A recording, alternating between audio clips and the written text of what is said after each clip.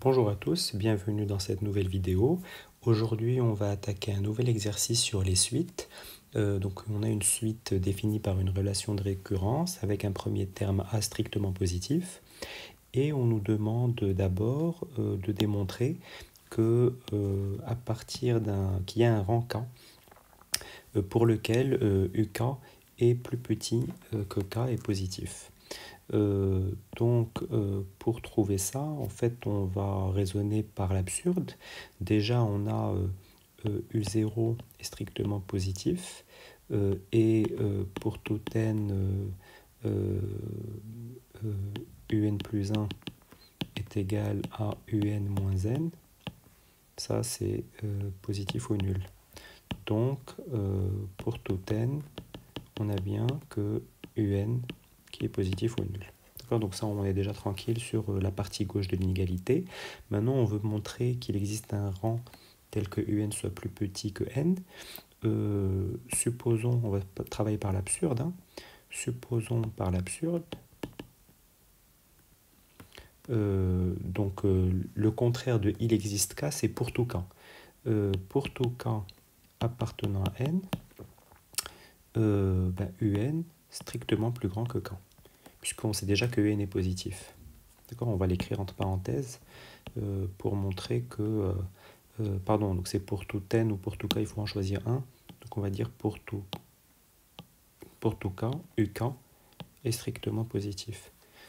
Car uk est positif ou nul. D'accord,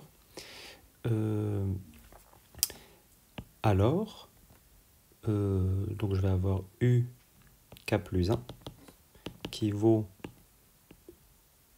on a dit uk moins k. Et donc ça, comme uk est plus grand que k, ça vaut uk moins k.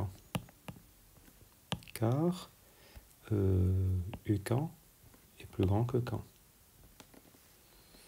Et donc à ce moment-là, avec cette relation de récurrence, on va pouvoir avancer. Alors, je vais dire que uk plus 1 moins uk, ça vaut moins k, c'est négatif ou nul.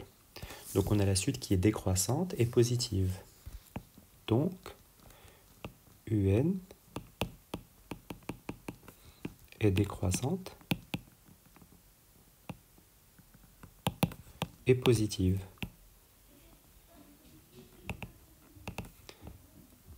Elle est donc convergente.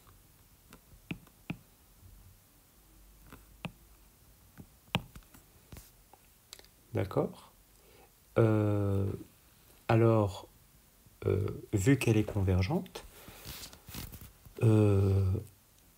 alors, on va avoir uk plus 1 moins uk qui converge vers 0. Donc, uk plus 1 moins uk tend vers 0. Or, uk plus 1 moins uk, ça vaut moins k, qui tend vers moins l'infini. D'où la contradiction. D'accord? Donc on a dit que si tous les membres étaient supérieurs à k, en fait on arrivait à une contradiction. Donc il existe k appartenant à n tel que 0 uk plus petit que k. Et donc après, on nous demande d'en déduire que pour tout n plus grand que k, en fait, on maintient ça. Et donc ça, on va le faire par récurrence. Montrons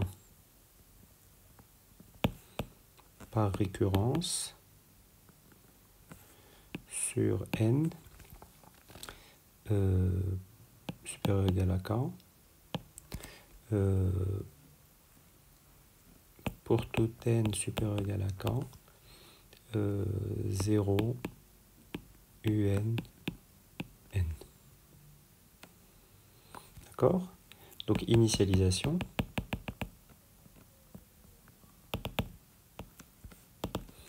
Je vais enlever le pour tout n plus grand que k, parce que En fait, la propriété qu'on veut démontrer, c'est celle-là.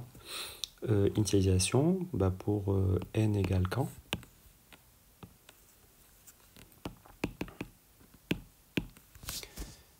vrai d'après ce qui précède. D'accord? C'est ce qu'on vient de montrer. Après hérédité,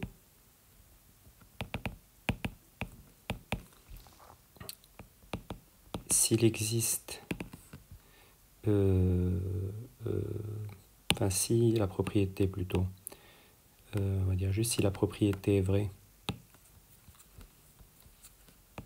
si la propriété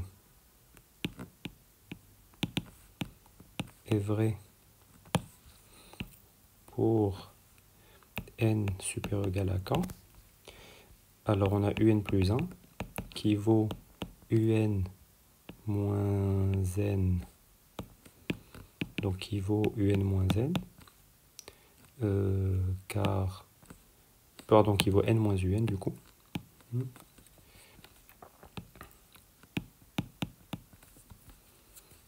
Car on a supposé que un était plus petit que n.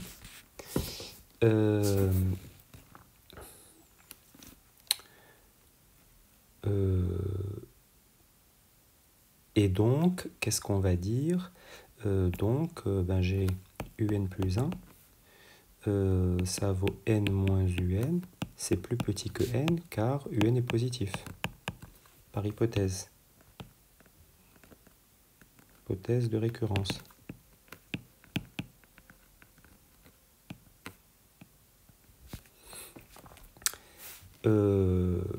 Tout un plus 1 est plus petit que n plus 1, car n est plus petit que n plus 1. De plus, un plus 1, ça vaut, donc on a dit un moins n, c'est positif. Donc, on a bien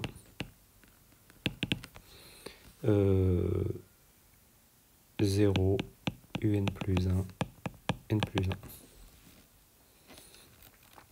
On a montré, pour tout n plus grand que k, un est compris entre 0 et n. Ok. Donc voilà la première question. Deuxième question, on nous demande de montrer que pour n plus grand que k, on doit exprimer un en fonction de uk. Donc soit n plus grand que k, on va avoir un plus 1, ça vaut n moins un. D'accord? Et alors ce qu'on va faire, on va essayer d'aller au rang suivant pour voir ce qui se passe. Un plus 2, ça vaut n plus 1 moins un plus 1. Là, bien sûr, car un est plus petit que n. Et là, car un plus 1 est plus petit que n plus 1. Et donc, je vais substituer, ça vaut n plus 1 moins n moins un. Et donc, ça vaut quoi? Ça vaut un plus 1. Donc, un plus 2 moins un égale 1. Et puis, de même, donc ça, c'est vrai pour tout n. D'accord? Donc, ça veut dire que la sous-suite où on saute deux rangs au lieu d'un, la sous-suite ainsi définie, elle est arithmétique. Et donc, on a deux sous-suites arithmétiques. D'accord? On va avoir la sous-suite qui part de UK, UK plus 2, UK plus 4, etc. Et la sous-suite qui part de UK plus 1. Donc, on va écrire la formule que l'on peut démontrer ensuite par récurrence. Donc, c'est quoi cette formule? C'est que on va avoir UK plus 2P. Ça vaut donc UK plus 2P, ça va valoir UK plus P. Et puis on va avoir UK plus 1 plus pardon, le plus est au niveau de l'indice. Donc UK plus 1 plus 2P. Ça vaut donc UK plus 1 plus P. Et donc ça vaut en fait K moins UK plus P. D'accord? Donc si on substitue, si on pose N égale K plus 2P, on va avoir UN, ça vaut UK plus N moins K sur 2 si N est congru à K modulo 2. Et puis j'ai UN qui vaut donc K moins UK. Donc là pour ça en fait on pose juste N égale K plus 2P. Et dans l'autre on va poser N égale K plus 1 plus 2P. Donc UN ça vaut K moins UK plus P, c'est quoi dans ce cas-là? C'est N moins K moins 1 sur 2. Si N est congru à K plus 1 modulo 2. D'accord? Et donc ça, par récurrence immédiate,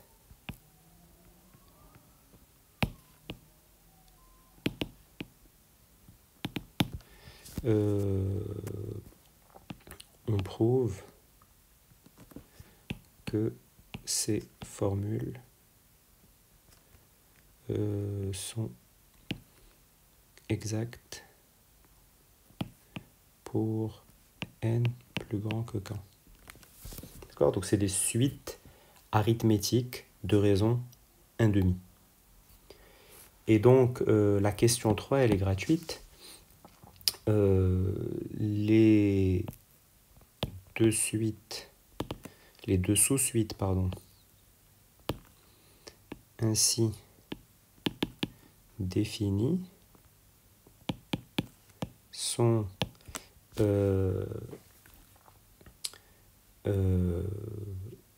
arithmétiques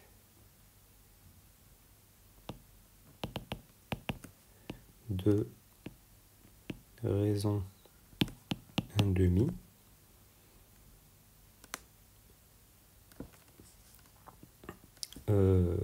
et donc elles convergent,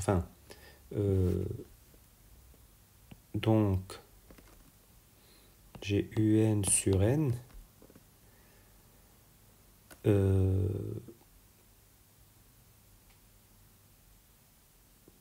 pour tend vers 1/2 pour les deux sous-suites.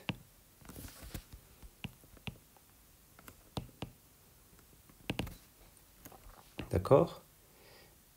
Et comme, alors, après on a différents types d'arguments, soit on dit que les deux sous-suites forment bien une partition de n, soit on le fait avec les epsilon.